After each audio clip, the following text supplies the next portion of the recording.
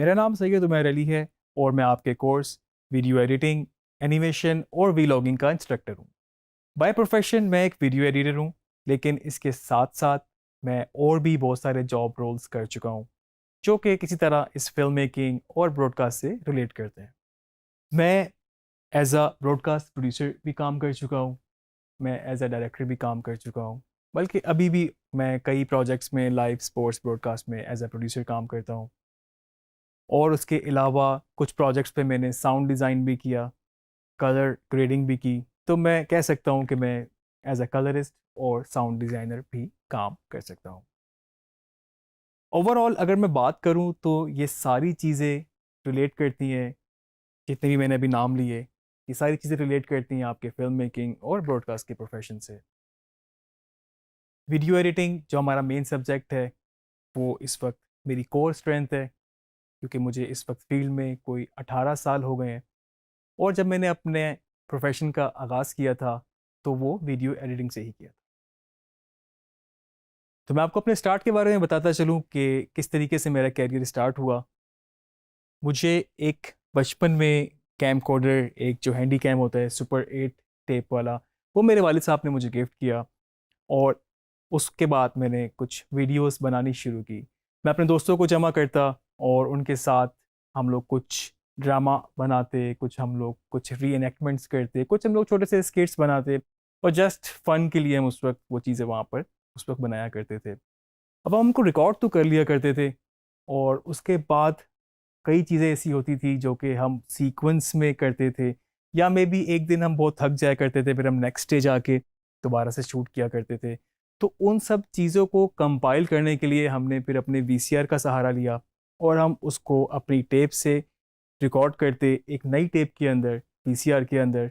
और उसके बाद फिर हम उसमें different versions, different takes, different दिनों की रिकॉर्डिंग साथ साथ उसको हम जोड़ते। उस वक्त हमें फॉर्मली पता नहीं था कि ये बेसिकली वीडियो एडिटिंग है, लेकिन हम उस वक्त भी वीडियो एडिटिंग कर रहे होते थे। मुझे उस वक्त भी ये रियलाइज़ नहीं हुआ था कि मैं इसको एज अ प्रोफेशन अपनाऊंगा, लेकिन इंटरमीडिएट के बाद मैंने एक शॉर्ट कोर्स में एडमिशन लिया, जिसमें एनिमेशन थी, जिसमें फ़ोटोशॉप था, डिज़ाइनिंग के कुछ कोर्सेज़ थे, 3D स्टूडियो मैक्स वगैरह, और साथ साथ उसमें वीडियो एडिटिंग भी शामिल थी। लकीली जो मेरे टीचर थे, जो मेरे इंस्ट्रक्टर थे उस वक्त, वो खुद भी बाय प्रोफेशन एक वीडियो एडिटर थे, और प्रोफेशनली मार्केट में उस वक्त वो काम कर रहे थे।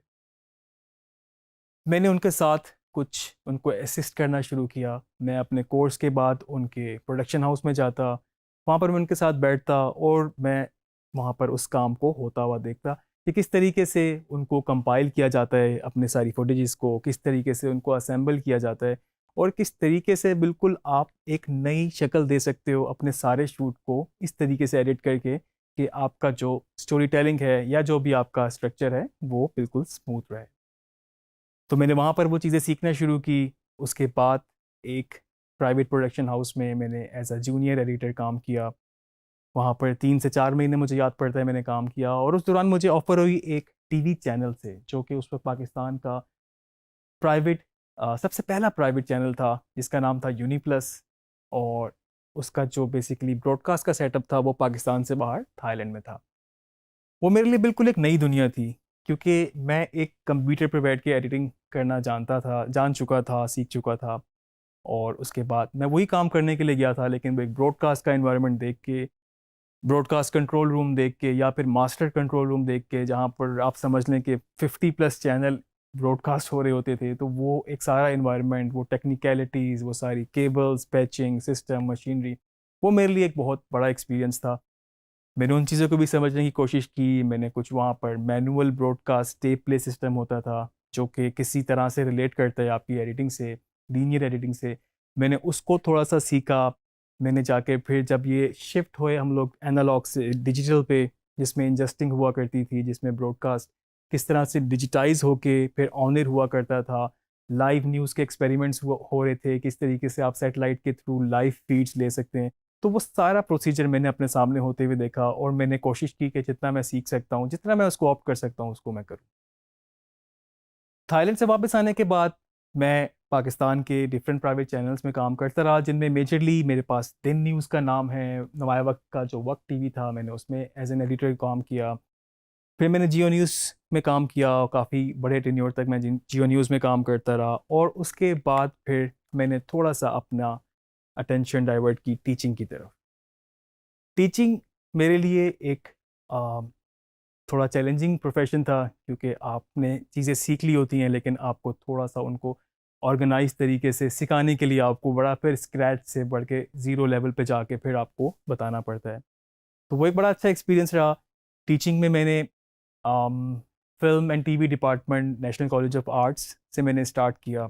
एज अ विजिटिंग फैकल्टी में वहाँ पे पढ़ाता रहा, वीडियो एडिटिंग पढ़ाई, साउंड डिज़ाइन पढ़ाया मैंने वहाँ पर। उसके अलावा मैं यूनिवर्सिटी ऑफ लाहौर में मैंने कलर ग्रेडिंग पढ़ाई, मैंने वीडियो एडिटिंग पढ़ाई।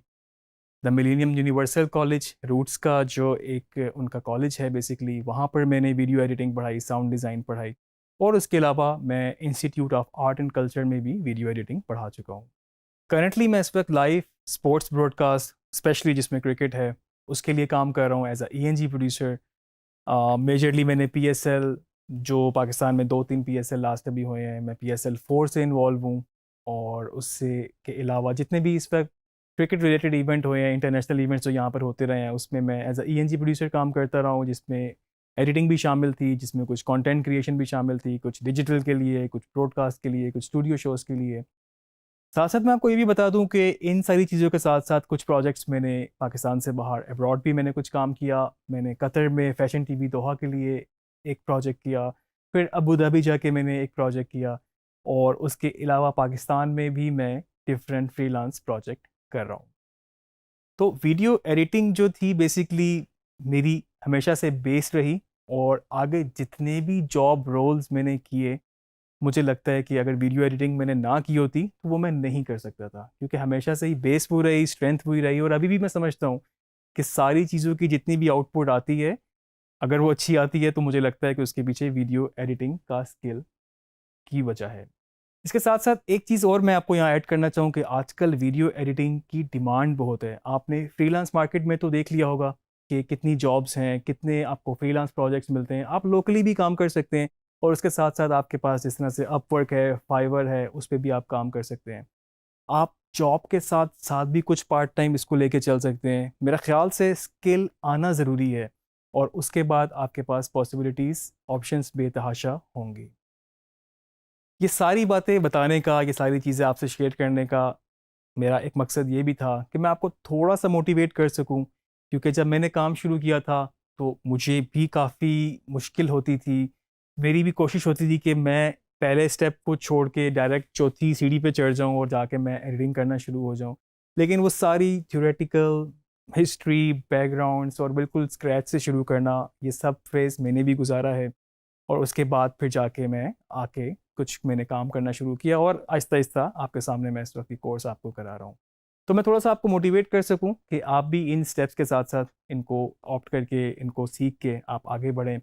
और दूसरी एक और इम्पॉर्टेंट चीज़ ये भी मैं आपसे शेयर करना चाहूँगा कि सबसे बड़ा फ़ायदा जो मुझे इस स्किल से हुआ है, वो अगर आप इनकम के लिए इसको करना चाहते हैं तो ये एक बेस्ट ऑप्शन है आपके पास, इनकम के पॉइंट ऑफ व्यू से भी।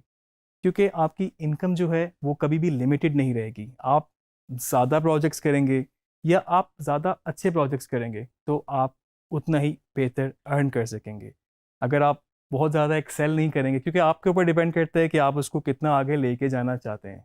कैरियर आपका किसी भी चीज़ में बन सकता है अगर आप उसको जितना उसको एक्सेल करते जाएं, प्रैक्टिस करते जाएं, सीखते जाएं, हार्ड वर्क करते जाएं, आप उसमें बेहतर से बेहतर एक्सेल करते जाएंगे।